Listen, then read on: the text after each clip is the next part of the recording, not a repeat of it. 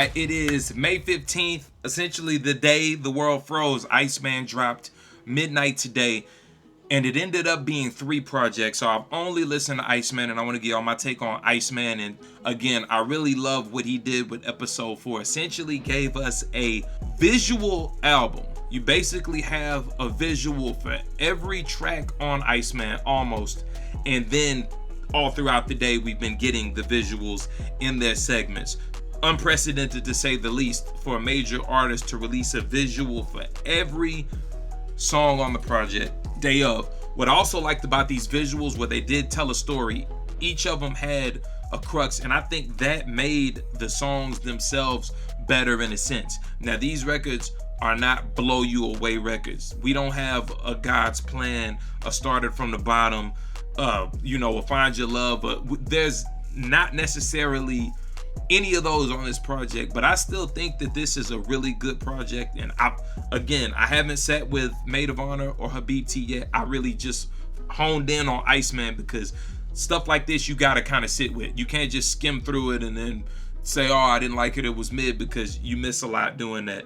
Not the type of project I want to wait up all night for and then listen to at midnight. The tone of it is slow. It's a little bit on the kind of subtle and slow side. So this is definitely something that could have put you to sleep if you weren't really ready. Standout tracks to me, Make 'Em Know, Plot Twist, National Treasure, which we had heard National Treasure as a leak essentially, months ago. I did like the beat switch on that and what the direction they went with that. I think it added a little essence to it.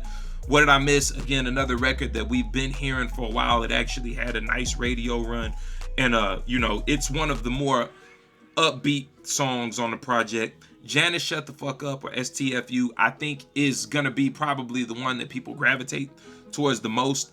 The visual for that one really sold me on it. I didn't like the hook on it. I don't like the voice inflection and whatnot. I was not a fan of that, but I do like what he ended up doing on that song. Whisper My Name, I think is really dope. Make Them Pay, I like. And Little Birdie. Little Birdie's dope. Some of the letdown tracks for me, Burning Bridges, I hated the hook on that. I hated what they did with that. Run to Atlanta, probably his worst feature with Future. And Molly Santana sounds like a dude. I'm not into that at all. Too Hard for the Radio.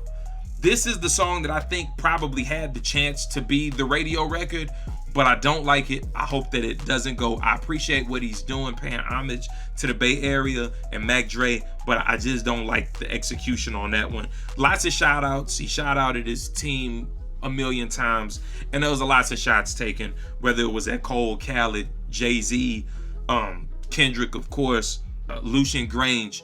Shots all day long. I hate that he harbored so much on the beef and the stuff from the past, because I think it took away from what could have been a really, really dope project. Like, you're hearing PUSSY on almost every song. You're hearing about the ops on almost every record. And I think it took away from what it could have been. A couple other notes that I had on there is the tone of it. It feels like Drake's kind of peaking. Like, I don't know how much higher he can go from this point. Me being about the same age as Drake, a lot of his music grew with me, and then at a certain point, his music started to get younger, while I think his core audience got older. So a lot of the music does not connect the same way that older projects did. Like, the way that I felt about songs on Nothing Was the Same or Take Care, being that age, feels a lot different than some of the stuff that I'm hearing now, where it's not as relatable to me, because some of it is probably intended for a younger crowd. And again, the visual aspect of it, I think, is a real game changer. If you're gonna judge Iceman, I would watch all of the videos in sequence. I think that adds a lot to it. My buddy made a quote the other day. He said that under rapping on a track proves your ability to rap almost more than over rapping does. And I feel like Drake took that to heart on a lot of these songs, because I do feel like he underperformed on a lot of beats, but I do see where he took the time to try to really bar up and get bars across. But then on some of the tracks, he really just gave really simple and rudimentary rhymes. And that's something that I could have done with a 2-year, wait. We already had the Fluff album. with the sexy songs for you. We already had the project for him to come light. This was something where I really wanted to hear prolific verses on almost every song. So, all in all, I'm still sitting with it. I like the project. I don't know where it ranks for me among all of the Drake products and projects, but I do feel like he was trying to take a bit of a different angle. A lot of these songs don't sound like anything we've heard before, but they do sound good, I gotta admit. But again, the tone, it makes sense. Like the Iceman, the Frozen Heart, Cold Shoulder, Me Against the World, World Freezing Over. That is the tone that I feel when I listen to this. Not party music.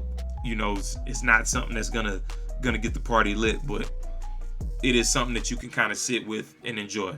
So that's my take on Iceman, and hope y'all enjoyed the project. Let me know what y'all think in the comments, how y'all feel. Like and subscribe. Thank you for your time.